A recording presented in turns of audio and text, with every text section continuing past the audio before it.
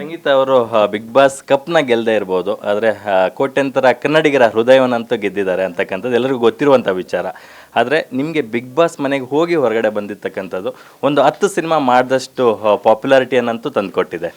10 cinema ಮಾಡಿದ್ರೂ ಕೂಡ ಈ ಥರ ಫ್ಯಾನ್ ಸಿಗ್ತಾ ಇರಲಿಲ್ಲ ಅಂತ ನಾನು ಹೇಳ್ತೀನಿ. ಅಂದರೆ ಸಿನಿಮಾಸ್ ಮಾಡಿದಾಗ ಏನಾಗುತ್ತೆ ಅಂದರೆ ಖಂಡಿತವಾಗ್ಲೂ ಫ್ಯಾನ್ ಸಿಗ್ತಾರೆ, ಬಟ್ ಮಾಡಿರುವಂಥ ಪಾತ್ರಕ್ಕೆ ಸಿಗ್ತಾರೆ.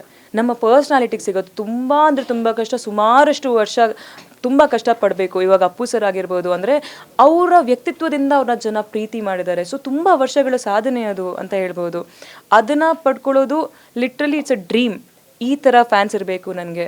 ಸೊ ಆ ಥರ ಅಂದರೆ ನನ್ನ ಒಂದು ಪರ್ಸ್ನಾಲಿಟಿನ ನೋಡಿ ಇಷ್ಟಪಟ್ಕೊಂಡು ಬರ್ತಾ ಇದ್ದಾರೆ ನನ್ನ ಹತ್ರ ಅಂದಾಗ ತುಂಬ ಖುಷಿ ಆಗುತ್ತೆ. ಒಂದು ಒಳ್ಳೆ ಪ್ಲ್ಯಾಟ್ಫಾರ್ಮ್ ಹಂಗೆ ನೋಡಬೇಕು ಅಂದರೆ ಇದುವರೆಗೂ ಇರುವಂಥ ಪರ್ಸ್ಪೆಕ್ಟಿವ್ ಬಿಗ್ ಬಾಸ್ ಬಗ್ಗೆ ನಂಗೆ ತುಂಬ ಬೇರೆ ಥರನೇ ಇತ್ತು. ಕಾಂಟ್ರವರ್ಸಿ ಆಗುತ್ತೆ, ಹೆಸರು ಮಾಡ್ಕೊಂಡ್ಬಿಡ್ತೀನೇನೋ ಅನ್ನೋ ಒಂದು ಭಯ ಇತ್ತು.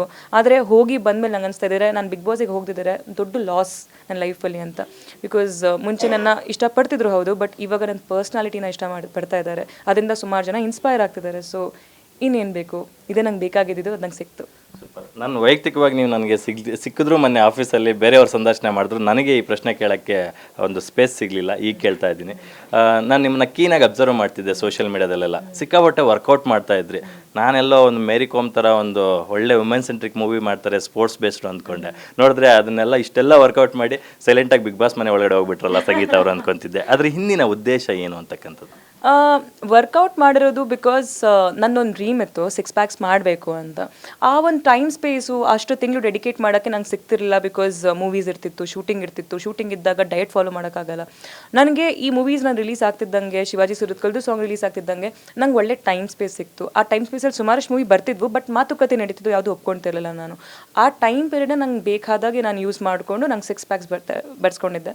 ಆ್ಯಂಡ್ ನಂಗೆ ತುಂಬ ಖುಷಿಯಾಗಿತ್ತು ಅವಾಗ, ತುಂಬ ಅಂದರೆ ತುಂಬ ಖುಷಿಯಾಗಿತ್ತು. It's a dream for me. ಅದಾಗಿದ ತಕ್ಷಣ ನನಗೆ ಅಪ್ರೋಚ್ ಮಾಡಿರೋದು ಬಿಗ್ ಬಾಸ್ ಅವರು. ಅದನ್ನ ನೋಡಿ ಅಂತ ಅಲ್ಲ, ಬಟ್ ನನಗೆ ಮುಂಚೆಯಿಂದ ಅಪ್ರೋಚ್ ಮಾಡ್ತಿದ್ರು ಪ್ರತಿ ವರ್ಷನೂ. ಈ ಸಲ ಅಪ್ರೋಚ್ ಮಾಡಿದಾಗ ಡಿಫ್ರೆಂಟ್ ಥರ ಇತ್ತು. ಇಟ್ಸ್ ಅ ಕೋ ಇನ್ಸಿಡೆನ್ಸ್, ಅದಾದ ತಕ್ಷಣ ಇಲ್ಲಿಗೆ ಬಂದಿರೋದು ಅಂತ. ಬಟ್ ಎಲ್ಲೋ ನಂಗೆ ತುಂಬ ಹೆಲ್ಪ್ ಆಯಿತು ಬಿಗ್ ಬಾಸಲ್ಲಿ. ಫಿಸಿಕಲ್ ಟಾಸ್ಕ್ ಎಲ್ಲ ಮಾಡ್ತಿರ್ಬೇಕಿದ್ರೆ ಅಂತ ಅನಿಸುತ್ತೆ.